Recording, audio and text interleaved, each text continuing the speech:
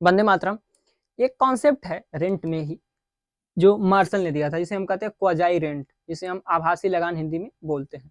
तो ये सबसे पहले मार्शल ने देखा था कि जो रिकार्डो था, जो प्राचीन, जो क्लासिकल अर्थात जो प्रतिष्ठित अर्थशास्त्री थे, उन्होंने दिया था रेंट के बारे में। उन्होंने कहा था कि लॉन्ग रन की जिस मतलब जो भी उत्पादन का साधन है उसकी लॉन्ग रन में अगर वो सप्लाई उसकी स्थिर है तो वो क्या देगा, वो रेंट देगा।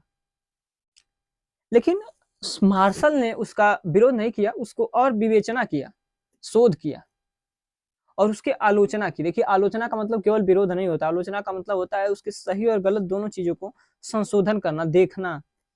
तो उसके संशोधन के फलस्वरूप या उसके आलोचना के फलस्वरूप मार्शल ने कहा कि केवल उत्पादन का साधन जो दीर्घकाल में है उस पर तो लगान उत्पन्न होगा, लेकिन जो अल्पकाल में है उस पर भी लगान होगा, जिसका नाम होगा क्वाजाई रेंट या आभासी लगान।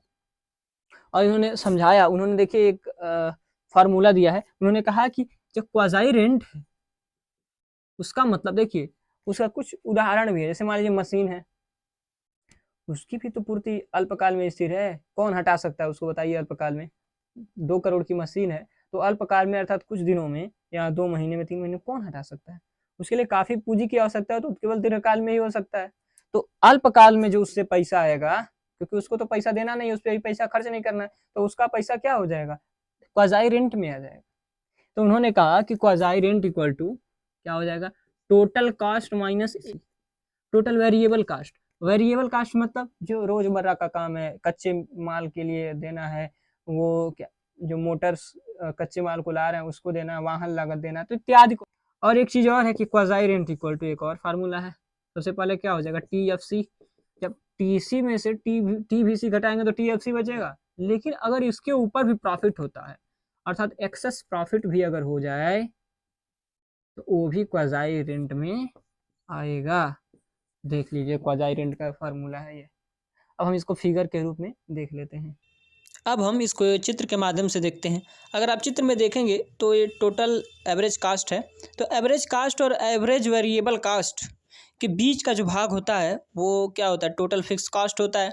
तो अल्पकाल में टोटल फिक्स कास्ट को चेंज नहीं किया जा सकता, अर्थात उसको रिवार्ड नहीं दे सकते हैं, कोई बात नहीं। लेकिन एवरेज वेरिएबल कास्ट को आपको देना होगा।